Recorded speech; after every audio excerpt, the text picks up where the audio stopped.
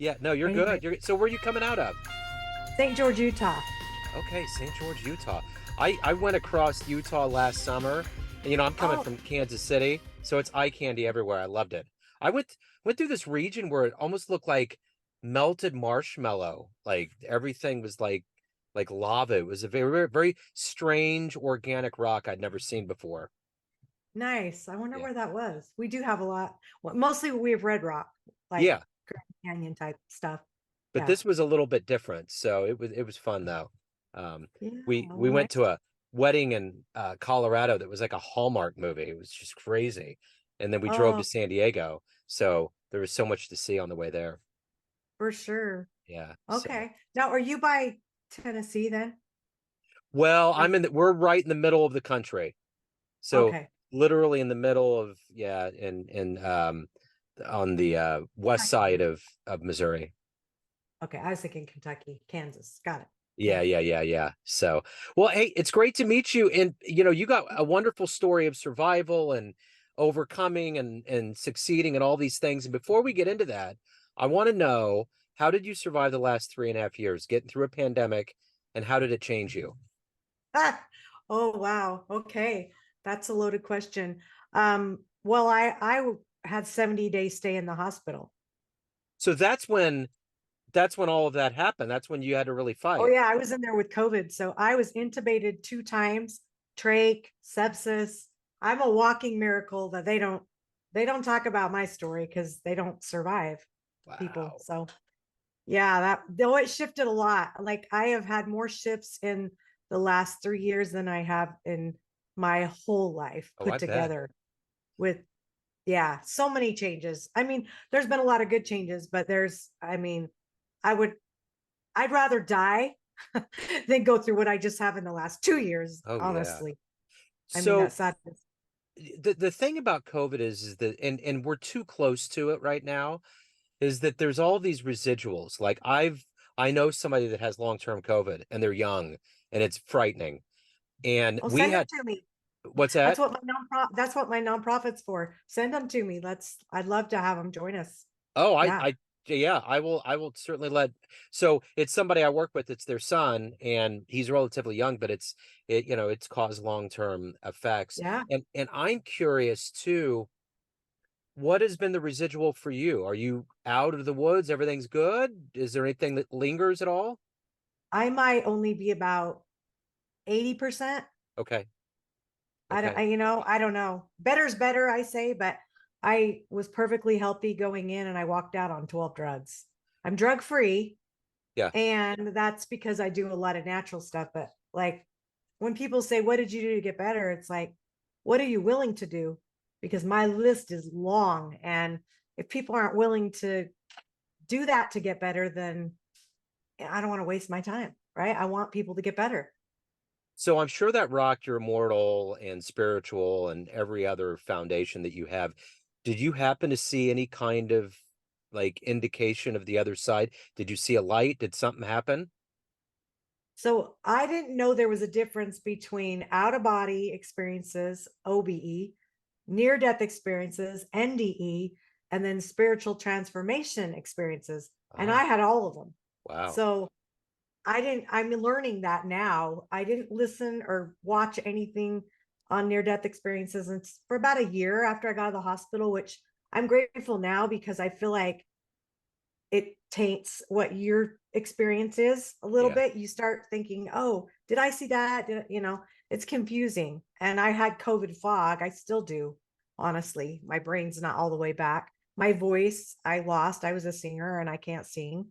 Wow. There's a lot of losses. And so the gains were, I know now the path I'm supposed to be in. I know that nonprofit was gifted to me while I was in my coma. I know so many things that I didn't know before. Did I want to come back? Well, I don't know. No, I mean, most people will tell you that they'd rather stay where they are. And yeah, it's a experience of a lifetime. That's for sure. Well, let's get into the essence of what you do for a living. I'm going to put you in front of a bunch of third graders.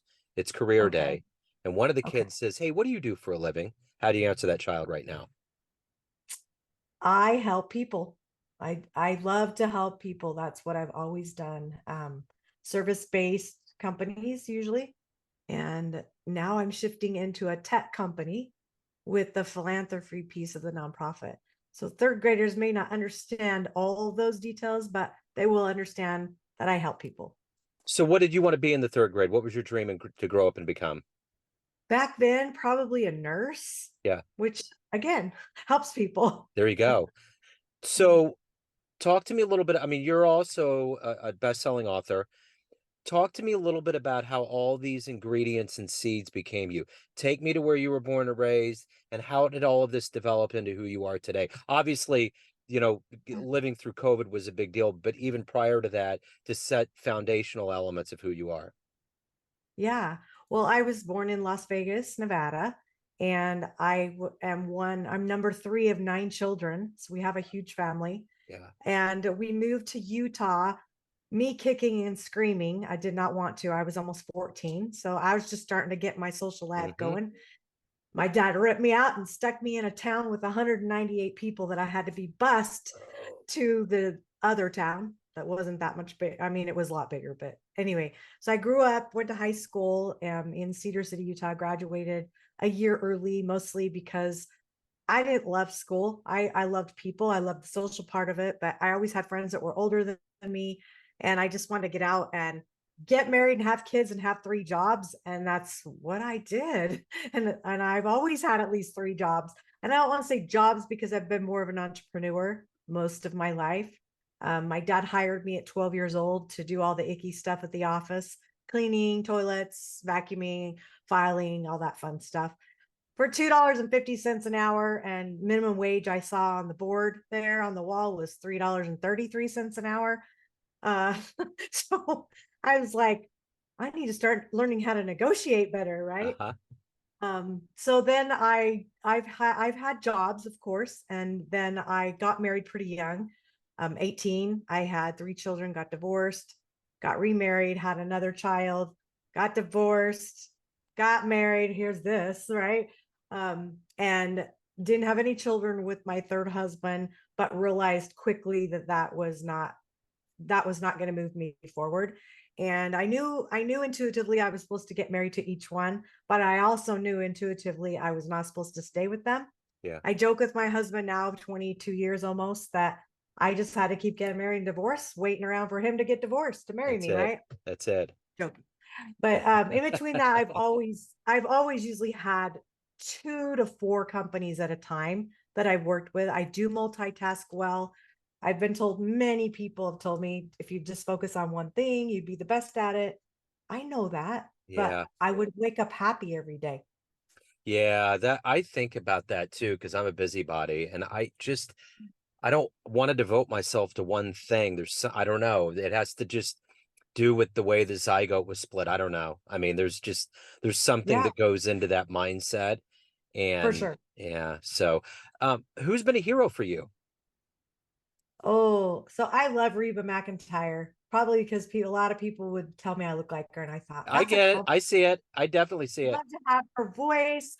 I'd love to have her money. Right.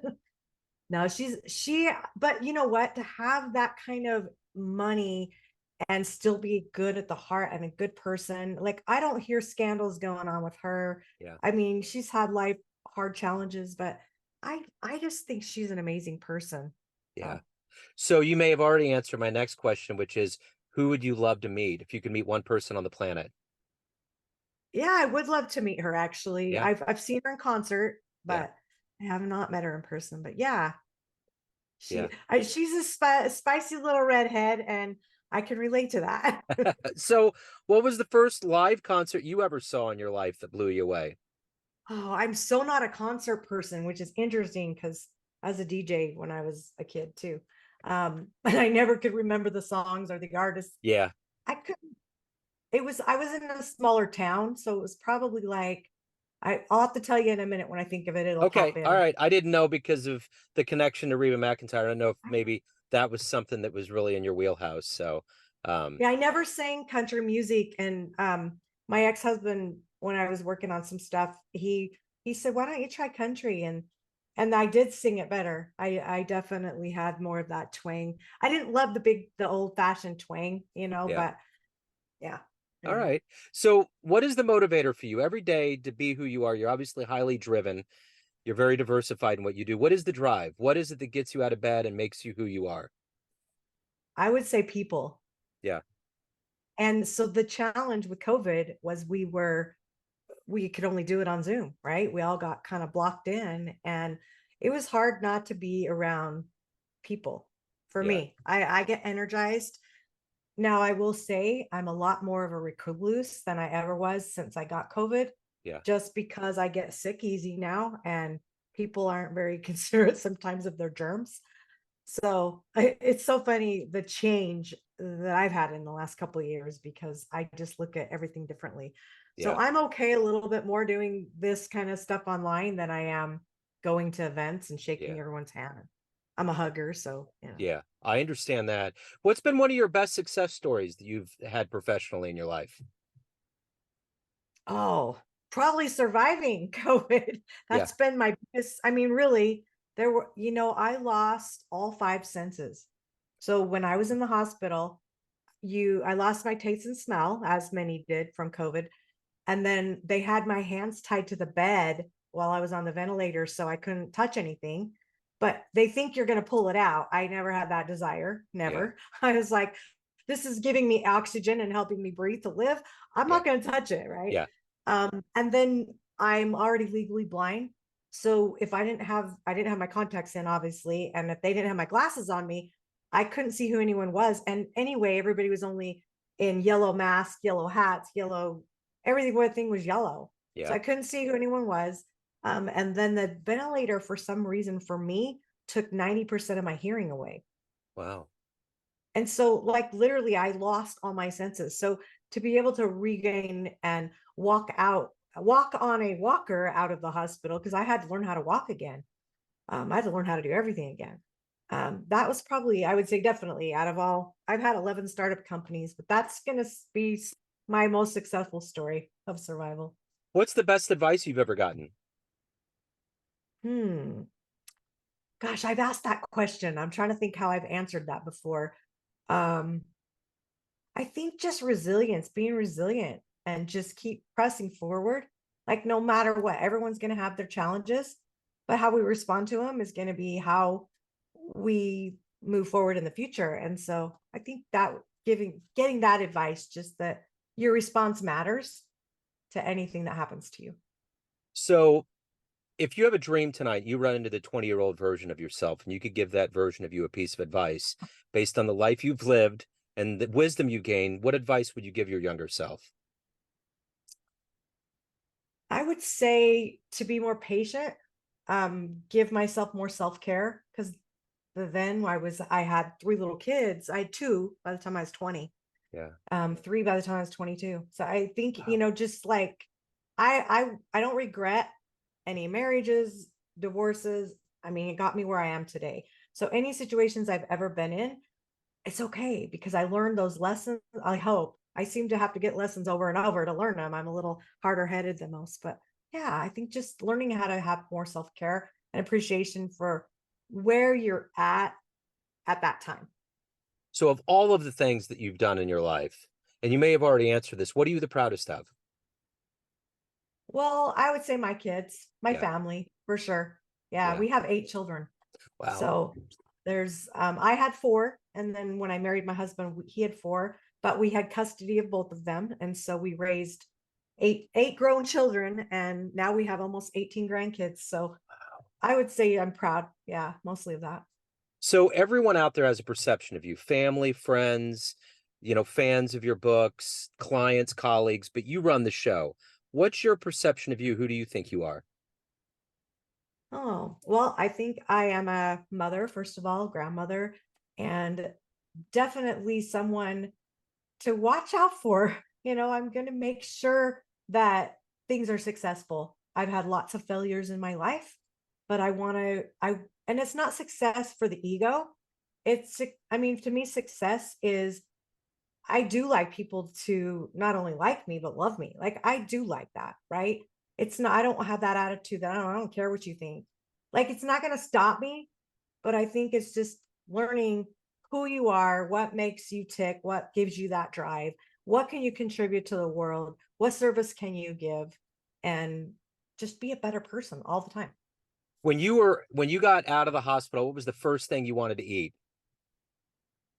Wow. Oh, while I was in the hospital, I wanted to eat. What do you mean? Right. They had me on a feeding tube they left me on it for like, I think almost a week while I was integrating because they had, I mean, you start with Yeah. liquids and oh my It's gosh, got to be the food. slow. I have a picture of the first meal I had that was mush. I mean, it was like, I didn't care. It was actual tangible food. I didn't even have to chew it, but it Yeah. was, it was awful, Yeah. so when I got out, I don't think I craved anything. I was still so sick Yeah. that I went to 2 hospitals. In my third place, they wanted me to go to another like rehab type thing. And I begged them. I said, I can go, I have places to stay. They're on one level because I was on oxygen. I was on a walker and then a cane and on oxygen for a few months after I got out of the hospital. But yeah, I don't know. I didn't really care about eat. I wanted to eat food, but it didn't really matter what because Yeah. I had been deprived from everything. Yeah, absolutely. So let me ask you this. If you have a chance to see any event in human history with your own eyes, what would you love to have seen? Like in the past. Yeah, any time in human history. Oh, wow. Wow, that is a good question. That's an interesting one. I think if I could have seen from the outside perspective of my children being born, like that joy, Yeah. to watch that from not a painful Yeah, experience, but right. from a joyful experience. A good out Yeah, of body experience. I'll claim that one. I like that. That's a great answer. So, hey, Holly, if anyone wants to get your books, learn more about you, get involved with your group, with people that had COVID, anything about your world, where do they go? Reach out to you. What can they do? Sure. Well, my website is Holly Porter, just my name, HOLLYPORTER.com.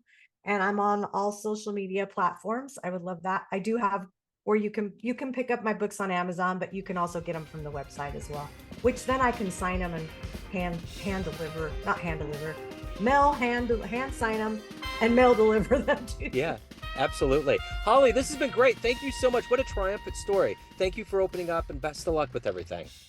Thank you. I appreciate it. Thank you. Take care.